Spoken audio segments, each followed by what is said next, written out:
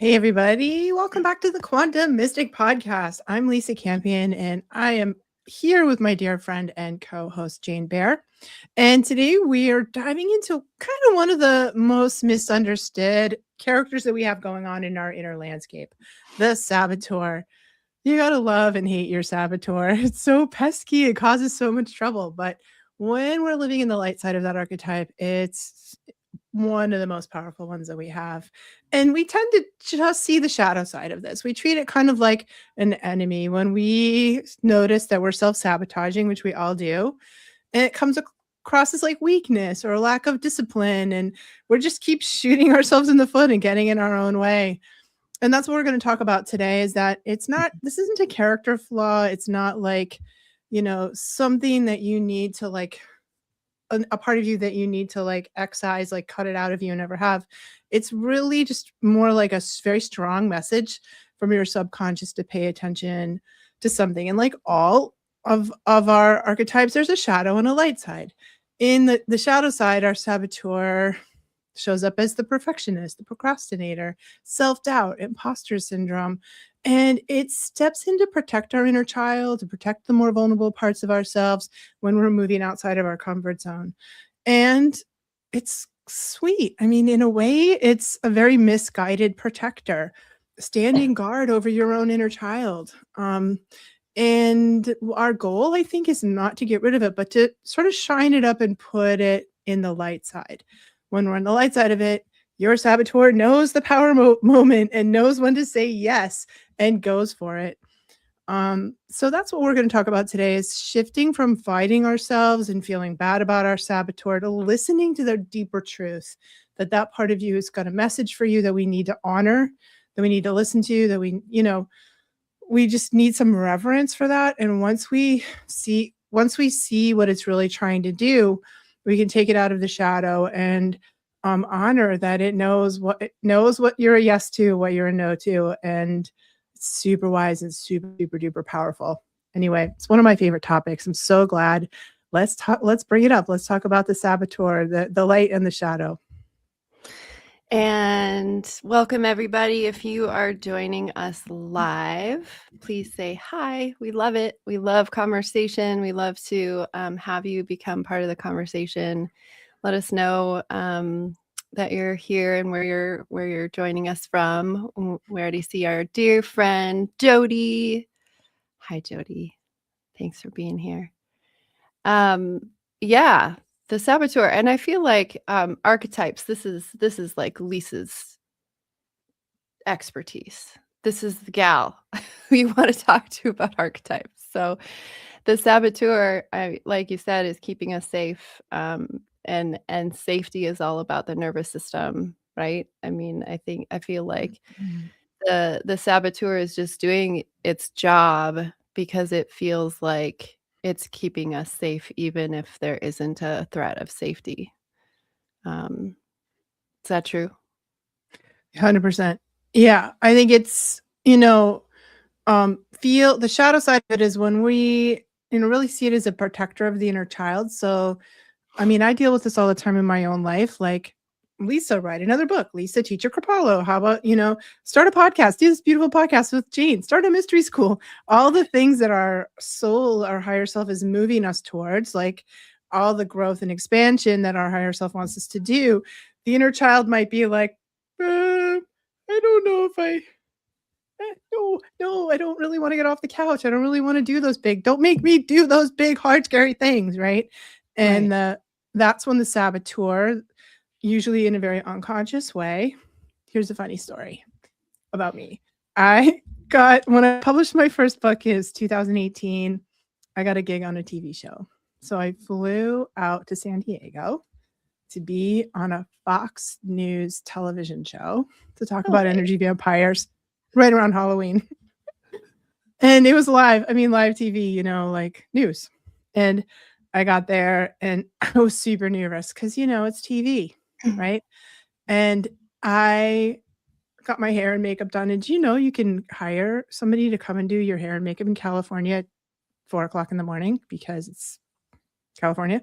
So there I am. I'm all like dolled up and I get in my rental car and I'd be the station at 7 in the morning, and I put the wrong address in my GPS. And, fortunately, I'm like one of those terminally early people, like always early. So I got there just in the nick of time. Um, but I knew that was my saboteur who was like giving my inner child an out.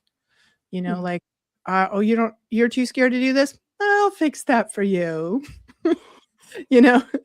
And and that's what happens with the saboteur. We get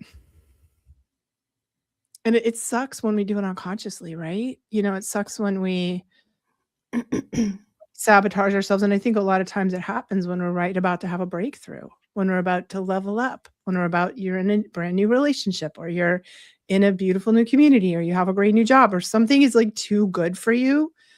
Often I think that's when we're called to step into our power. We're Mhm. called to step into a bigger thing. And if we're not doing the inner work of taking care of ourselves, then on the inner, more vulnerable parts, for me, I know it's my inner child, the saboteur can keep you in the comfort zone. And it's not so good. And it's so fascinating too because for those of us who are intuitive, right, or have some sort of relationship with ourselves and our bodies, our body sensations, it can that saboteur can um, that that part that you were just describing, where it's like, I don't know, like success really isn't safe, let's just stay small because it's safer here, can actually feel like, oh, well, maybe it's the universe guiding me and telling me this isn't my thing. And I think that that's can be really confusing. Um, Yeah. like how to read those two. How do we know? How do we know that it's not like divinely orchestrated and actually it's ourselves? Really, it's our childhood trauma or it's our, you know, that saboteur, that inner critic, the whatever the voice is that's keeping us again like um safe and keep us in a place where we're of, like, belonging. I think the saboteur likes to do that. Um, I Yeah. don't I know. just It wrote a can Substack article about how do you tell the difference between your intuition and an inner child hissy fit. There you go. What'd you say?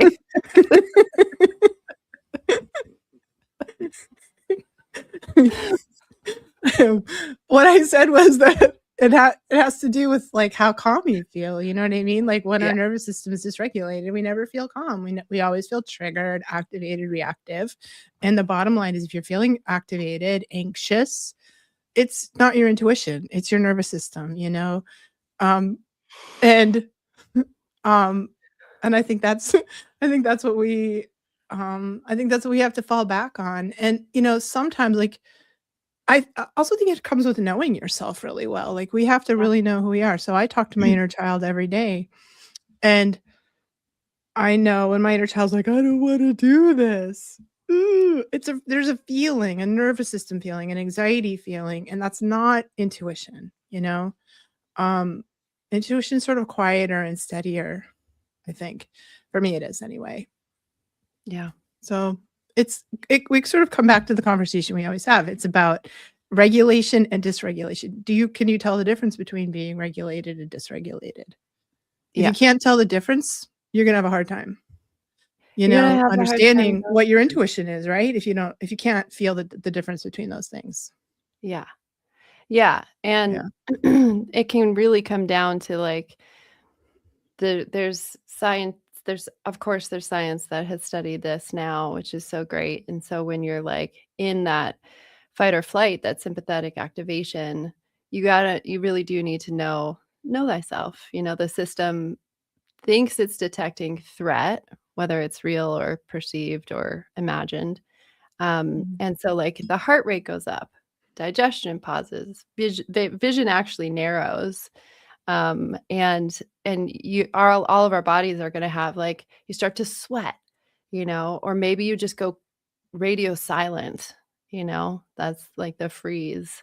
Yeah. Um, and so everything shuts down, or you find yourself disassociating or becoming numb or feeling even a little bit checked out. And really being able to like map and track those within ourselves is super important to be able to understand. And that's part of the healing journey, I think, is knowing ourselves on such that deep level. Because if we're in um the regulated, right, the like we're state, um we're in a state of where we can be like engaged with what's happening around us, and Yeah. our face stays expressive. Our voice, uh, it doesn't change, and we can think clearly. We're able to take in information easily. We can integrate. So just like little bullet points of how to learn to map ourselves throughout all of that, because as we know, I feel like the universe doesn't speak in fear. We're not going Right. to disassociate because the universe is giving us a sign. That's it. I mean, that's it right there. What you just said, like, you just nailed it. And Soul Plasma, Joe, is that you? I think that's you, Joe. Um, Good says morning. that I feel like my saboteur is procrastination. Mm. And for so many people, it's perfectionism, procrastination. For some people, it's like creating drama, Mm. or chaos. Like, I have to write another book. I think this is a good time to get a puppy. You know what I mean? Oh, hi, Rich. Okay, hi, Rich. It's nice to see you here. Um, like I'll get a puppy. That's not, or we get in everybody else's business, like, or we dissociate, or like Yeah. we have a bag of tricks. Like, and I think there's sort of like 5 or 6 major things that people do to to sabotage themselves. And I think once you know what your thing is that you do, um I sort of people pleasing can be one of them. Like, what do you do that drains all your energy out of you so that you don't have time to focus on whatever it is you're trying to do, write your novel, start a business, clean your house, whatever it is, start a new relationship, like all the go to the gym and get in shape. Whatever our goals are that we set, that sort of these mandates we get from our higher self, um, we'll use one of those things to keep from doing it, that like literally siphons all your energy, like drains your battery.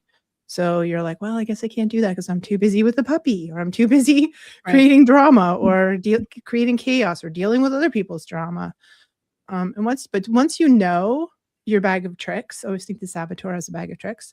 Once you know your bag of tricks, you'll be like, oh, I'm going to do that thing. I'm about to. Addictions sometimes also come up as sabotaging behaviors. Like, well, I could do that, or I could just, drink, drink a 12 pack of beer instead, or smoke a lot of weed, because that surely will keep you on the couch. Yeah. Like, so what are those things we do to let ourselves off the hook from stretching outside of our comfort zone? Yeah, yeah, so good. And I have a few more, because I think, that's like the subconscious is the one kind of driving the ship here, right? Yeah, And it totally. often speaks to us in symptoms. So, like feelings and impulses and physical sensations and behaviors that kind of like seemingly come out of nowhere. I think I think mine actually learned this recently.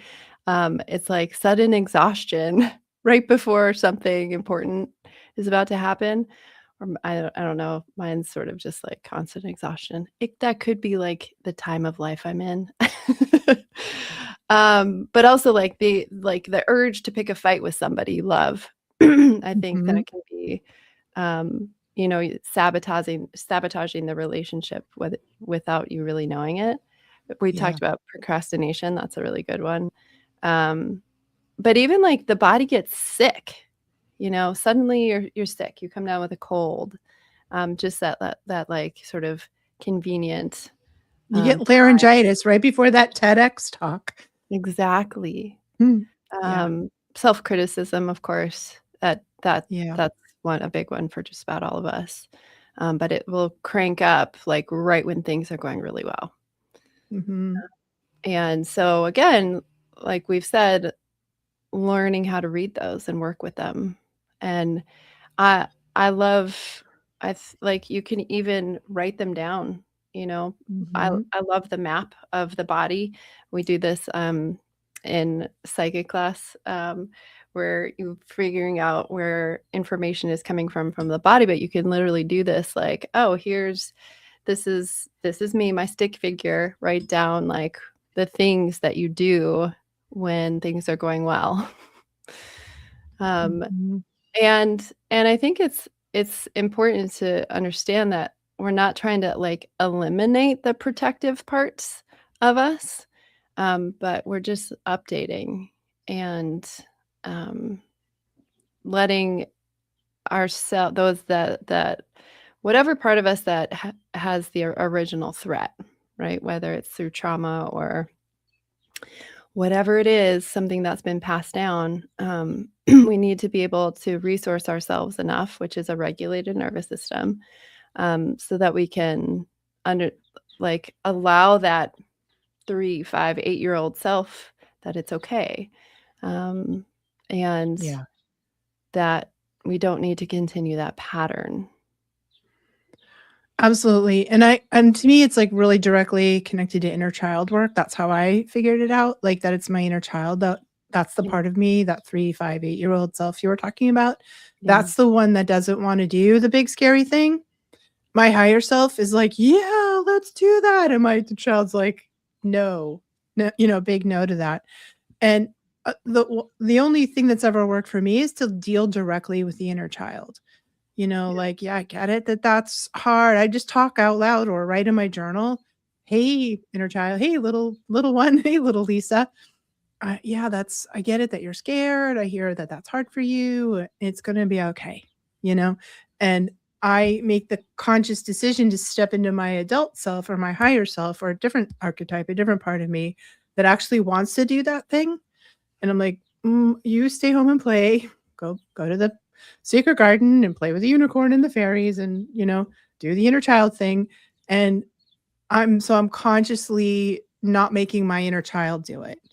And I think like a lot of us, I mean, I'm a Gen Xer, the original like raised by wolves generation where there was like literally no adults who seemed like they were around ever. And, had to learn to do it all myself from a really sort of lone wolf it. Um, uh, and that's just like baked into my nervous system and my beingness pretty hard. So I have to work really diligently to undo that and Yeah. not sort of drag my inner child through the hedge backwards and make them do these things. So it's like I'm going to be the one that's doing that, on the podcast or doing the thing. Um because there's a part of me that really the other part of me that loves to do that stuff. Hmm, That is called it's like a soul calling, like, a part of my mission in life.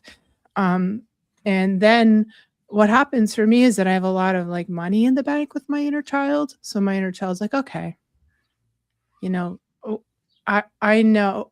My inner child knows the grown-up Lisa is gonna take care of it. And then we switch into the light side of the saboteur, which is so fascinating, and that's the part of us that says yes, feels the power moment, feels the moment when the power moments are like the you asked for something, the universe listened and brought it to you, right? And then you gotta say yes. Yes to write the book. Yes to start the podcast. Yes to start a mystery school with Jane. Yes to lead the retreat in Sedona. Yet we have to say yes to these things or go on the date or buy the house or whatever it is, that you said you wanted. The universe brought it to you, and the light side of the saboteur feels the power moment and says yes. So cool when that happens. that's beautiful. Yeah. Yeah. Yeah, and I feel like the saying yes feels so much better and lighter and can be the scary thing. But the opposite of that is like the fighting. If you're not saying yes, you're fighting to like be more disciplined or to stop doing this or to override this part of me. But like you were saying, I feel Mhm. like that fight is a continuation of the protection response, and it just kind of escalates and perpetuates that saboteur. Yeah. And again, the subconscious really reads that if we're fighting that part of ourselves, the subconscious reads that as an attack. So we're providing more evidence that everything is dangerous. And so it doubles down. And so, we kind of can't out willpower our nervous system that believes it's protecting our own Right. survival. No, you really can't. Or you can for like a minute, Yeah, but that's like an exhaustion spiral right there, right? totally. And so, like you said, I don't know, it's almost like that, 3, 5, 8-year-old self is like a guard at the door and stationed there since you were that age. And Mhm. they have this like protective order to say, don't let anyone through. It's not safe. Yep.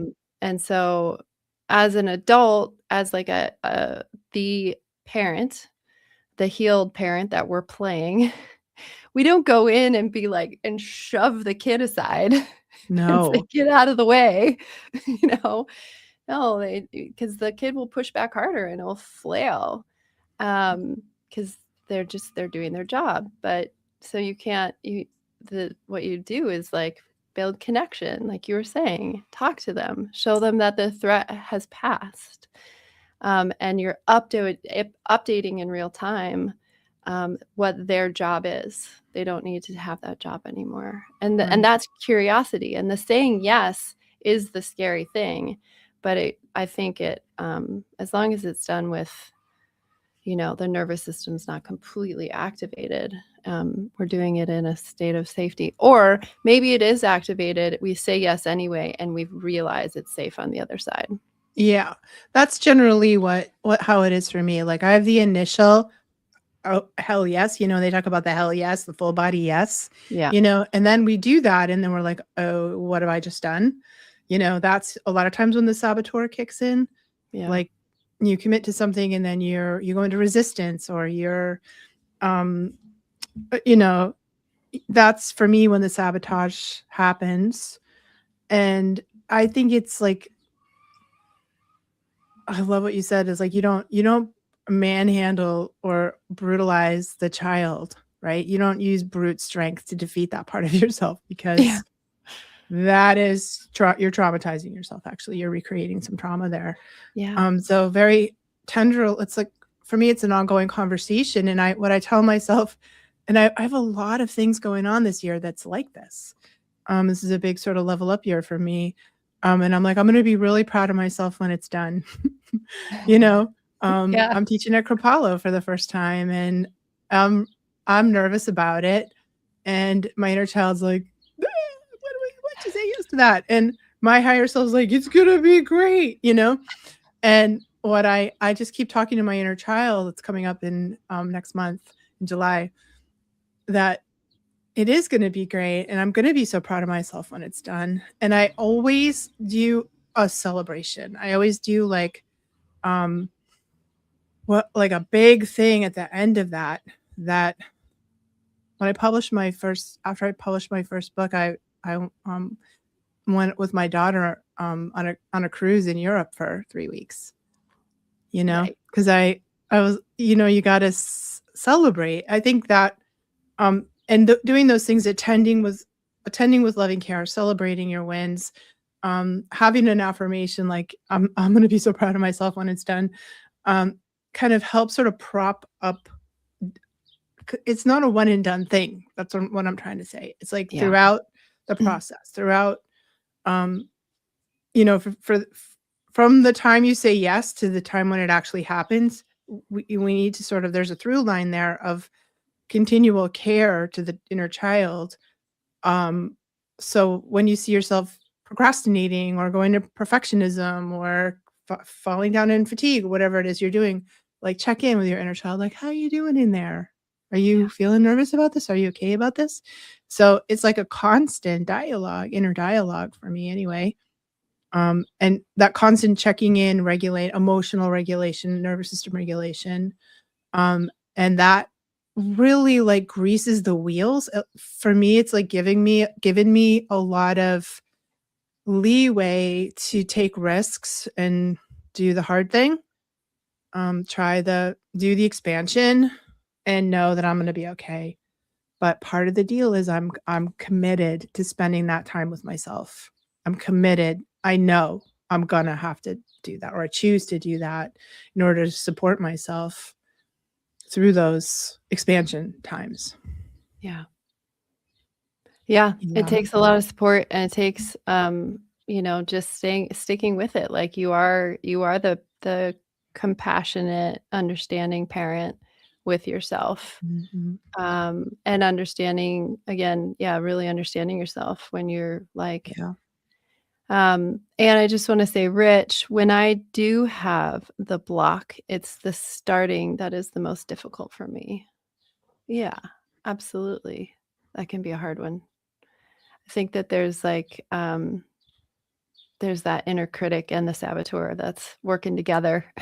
They're like linking arms and they're like making it so hard to even take the first step. But I feel like the more first steps we take, the easier it gets, you know, Mhm. and really understanding again, this is like this work of healing ourselves. There's no instant pill. It's not gonna happen overnight. It really is like a relationship that we cultivate every day, in every moment. And so, you know, there's all these different modalities. Yes, we can change our thoughts, but we can't simply heal by changing our thoughts, Right. and yes, we can teach the body, um, that the different experience is safe, but we have to do it over and over and understand our emotions and learn how to regulate. So there's all these things that kind of add to the whole body of healing, and really understanding, you know, what our things are, whether it's that chaos or the hypervigilance or the people pleasing or or the control or whatever it is. Like use Yeah. those as opportunities. I think it's really great, like, to sort of start with a small practice, like, a little risk, set a little goal, because I think this comes up a lot, the saboteur comes up a lot around risk taking and goal setting, you know? And can you set a little one that you can achieve, you know?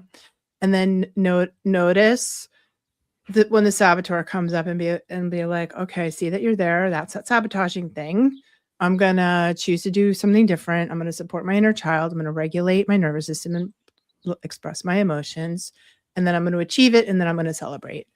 Pick something Yeah, little. So, you practice with some low stake. You get some low stake reps yeah, in, that process before, and then when that sort of builds, I think that sort of builds a foundation to take the bigger risks, to say yes to more power, or,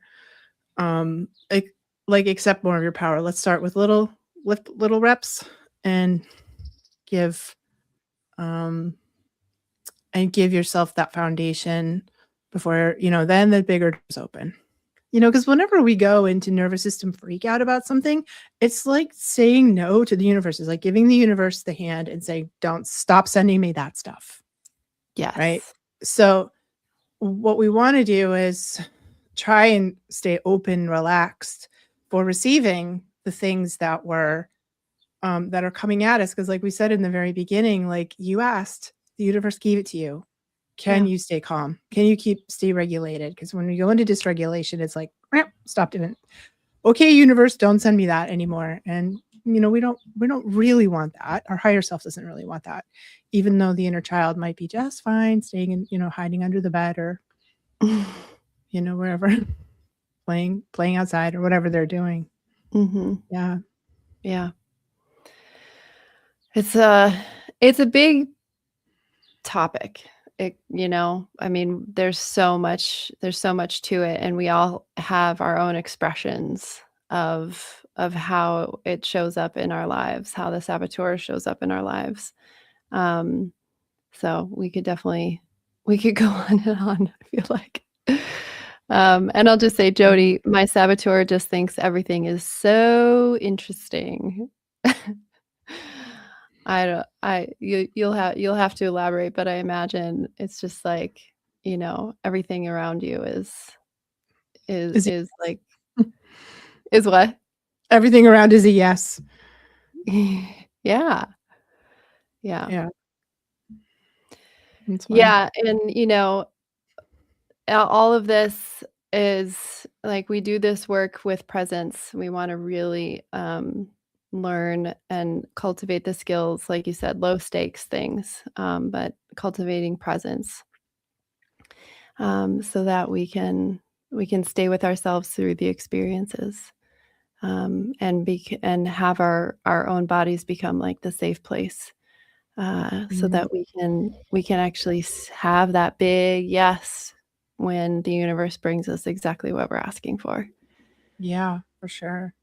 This is sort of what we do in the mystery school and the school of quantum mystic school of consciousness, I should say, is the name for it. And you can find it at quantum-mystic.com. This is the work we do over the course of 8 months together. So if you're like, this sounds great, Lisa and Jane, but how do we actually do it? Well, you come to the school. Mhm. And we hope that you join us there at some point. Yeah, and this was a great conversation. If you guys have more questions, even if you're listening on the replay, you can always put it into the comments, and we can talk about it another time. But thank you so much, everybody, for joining and for adding your words, and Lisa for this great conversation. And we'll see you all next time.